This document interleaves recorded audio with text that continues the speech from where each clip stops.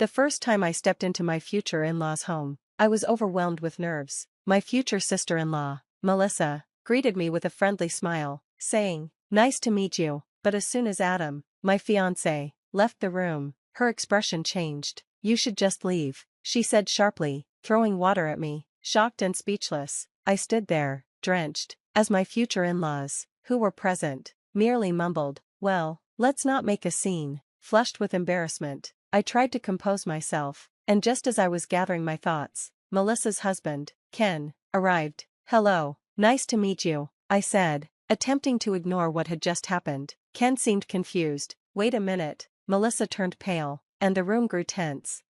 "I'm Lisa, 30, I began, trying to stay steady. "Adam and I met through mutual friends, and now we live quietly together. Although we don't have children, I feel content. Our journey started years ago. After finishing vocational school, I worked in housekeeping services, which I truly enjoyed. I found happiness in helping busy families by cleaning and cooking, creating peaceful environments for them. For families with young kids or elderly members, I assisted with daily tasks, providing comfort. I found great satisfaction in improving others' lives.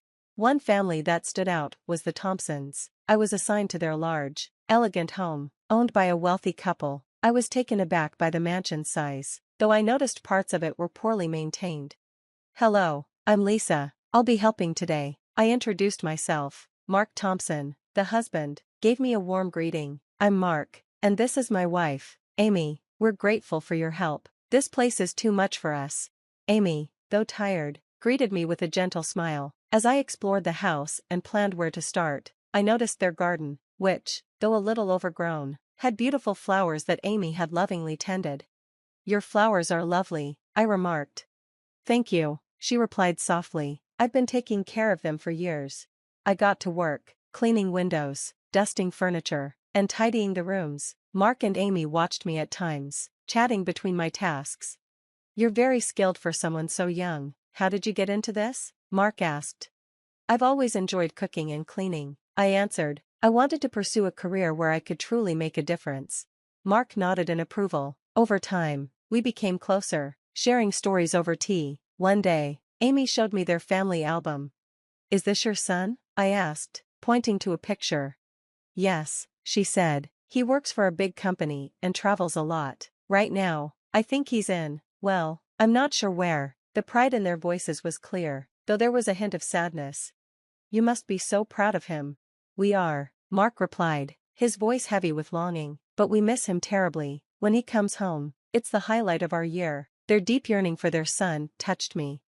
For Amy's 77th birthday, Mark asked for a special favor. "Lisa, could you prepare something special for Amy? It's her birthday." I was honored to do so, and cooked her favorite Japanese dishes, along with a homemade cake. When Amy saw the meal, tears filled her eyes. "This is the best birthday I've had in years." "Thank you, Lisa," she said, her words deeply moving. But life brought sorrow. One day, I arrived at the house to find a black ribbon hanging on the front door. Amy met me with red eyes, her voice trembling. "I'm so sorry, Lisa, but Mark passed away yesterday." The news hit me like a wave. Mark, who had always welcomed me with a smile, was gone. Grief overwhelmed me, and I struggled to breathe. In the days that followed, Amy withdrew into herself. She stopped caring for her garden, and the flowers began to fade. She spent her days sitting quietly, staring into space. I tried to comfort her, but nothing seemed to help. The meals I prepared for her went untouched. "Lisa, I think it's time for me to prepare for my departure," Amy said one day, her voice heavy with sadness. Her words shattered my heart. Even so, I didn't give up on her. I took her on walks around the neighborhood and, with her son's permission, arranged small outings to lift her spirits. "Since you started visiting, my days have felt brighter," she said one afternoon. "I don't feel so alone anymore." "Thank you." Her words meant everything to me, but just days after sharing this with me, Amy quietly passed away. I was heartbroken. The house, once full of life and love, now felt empty. I threw myself into my work, trying to numb the pain. My close friend Emma noticed my struggle. "Lisa, I think you need to meet someone. He's a great guy," she said gently. "Just give it a try." After Amy's death, I felt a gaping emptiness in my heart. I went through the motions of work, but nothing seemed to bring me joy. Emma invited me to a dinner, hoping it would lift my spirits. That night, I decided to dress up and push through my sorrow. At the restaurant, I saw Emma waving at me. Sitting next to her was a man I didn't recognize. Lisa, meet Adam, Emma said with a warm smile. I think you two will get along. Adam greeted me with a kind smile, and during dinner, we talked about our jobs, hobbies, and families. As the evening progressed, I shared my story about Amy, and before I knew it, I was in tears. I'm so sorry, I apologized, embarrassed. It's okay, Adam said softly. Losing someone close is never easy. His understanding comforted me, and for the first time in ages, I felt a sense of relief. Adam's warmth and compassion made me feel safe. From that night on, Adam and I stayed in touch. We met often, shared meals, and chatted during breaks. Gradually, spending time with him helped me heal. One evening, in a quiet cafe, I said, Adam, I feel so at peace with you. I want to be with you forever. Adam smiled, surprised but pleased. I feel the same, Lisa. You make my heart feel calm. I want us to keep sharing these peaceful days together. Tears of happiness filled my eyes. With Adam by my side, I felt ready to face anything. Our time together was filled with love and tranquility. A few years later, we decided to marry, beginning a new chapter in our lives. When the day arrived to meet Adam's parents, I couldn't help but feel anxious. As we neared their doorstep, my hand shook, but Adam gave my hand a reassuring squeeze. It's all right, Lisa, he said with a gentle smile. My family is great. At the door, Adam's parents, Ryan and Sarah, welcomed us with open arms. Hi, I'm Lisa, I said, trying to sound confident. Thanks for having me, I added.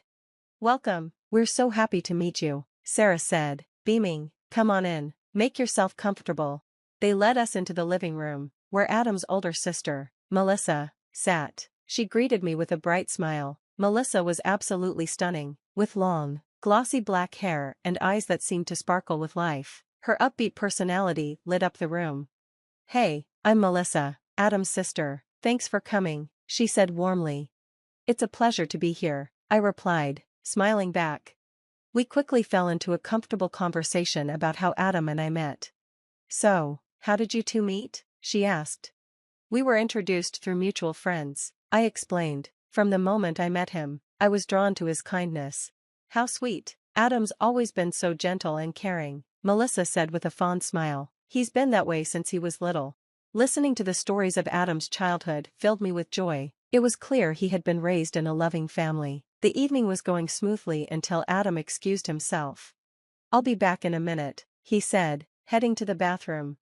The moment he left, Melissa's attitude shifted, her eyes turned icy, and the smile faded from her face. Why would he be with someone like you? She sneered. You're just a housekeeper. I froze, unsure of how to respond. You don't belong in this family, she continued. Anyone can do housework. You're just a servant. She scrutinized my outfit and scoffed. And that outfit, it's so outdated. How embarrassing to stand next to Adam looking like that. My eyes welled up with tears, but I couldn't find the words to defend myself. This is exactly why you'll always just be a maid, she said, before grabbing a glass of water and throwing it at me. The cold water drenched me instantly. I gasped in shock, standing frozen. Oops, now the floor's wet, she mocked. Why don't you clean it up? Isn't that your job? Her laughter rang through the room. Adam's parents remained quiet, offering only weak protests. Come on, let's not make a scene. When Adam returned, he immediately noticed the wet floor. What happened here? He asked, his tone concerned. I forced a smile, trying to hide the tears. It's nothing, I just had a little spill, I said, excusing myself to the kitchen to calm down. As I wiped my face, Adam appeared behind me. Lisa, are you all right? He asked softly, his worry evident. What happened? I hesitated before responding. It was Melissa. She threw water on me. She called me a maid and told me to clean up. Adam's face darkened. Without a word, he stormed back into the living room, anger evident in his voice. Melissa, what is wrong with you? Why would you treat Lisa like that? Melissa crossed her arms and feigned innocence. What? I was just asking her to do her job. Isn't she a housekeeper? Adam's parents shifted awkwardly in their seats but remained silent. That's enough, Melissa, Adam raised his voice. Lisa isn't just a maid, she's my partner, and you owe her an apology. Melissa rolled her eyes in dismissal. Adam, you're overreacting. She needs to get used to our family dynamic. I stood frozen, watching the scene unfold. I couldn't understand why Adam's parents didn't intervene. It dawned on me that Melissa had always been the favored child, the one coddled and protected by her parents. Just then, the door opened, and a tall, well-dressed man entered. "Sorry I'm late," he said, his deep voice cutting through the tension. "Just got back from my trip." Melissa's face lit up. "Ken, you're home," she said excitedly. The man, Melissa's husband, smiled. "Hi, everyone, I'm Ken," he said before turning to me. His smile faltered. "Wait, are you Lisa?" I nodded, a bit confused. "Yes, I'm Lisa. It's nice to meet you." Ken's face softened. "I can't believe it. My parents always talked about you. You were such a big help to my mom after my dad passed. She always said you were like family to her." Tears welled in my eyes at his kind words. "I'm glad I could help." Ken turned to Melissa, now serious. "Melissa, what's going on here? Why is Lisa soaking wet?" Melissa turned pale and stammered. I didn't mean to." Ken's expression grew stern. "You didn't mean to? Melissa, this is completely unacceptable. Lisa has been a blessing to our family. She deserves respect." I'm sorry," Melissa whispered, her voice shaky.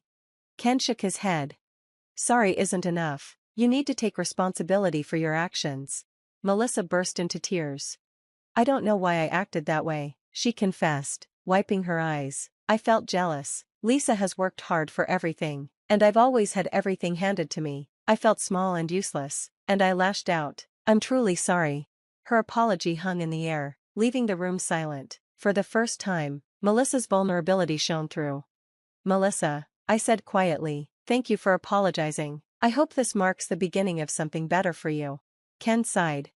"Melissa, none of this makes up for your actions, but I'm glad you're starting to understand. Real change is needed." Melissa nodded, wiping away her tears. "I will, I promise." The atmosphere remained heavy as Adam gently took my hand. "Let's go, Lisa, we've had enough for tonight." As we left, Adam squeezed my hand.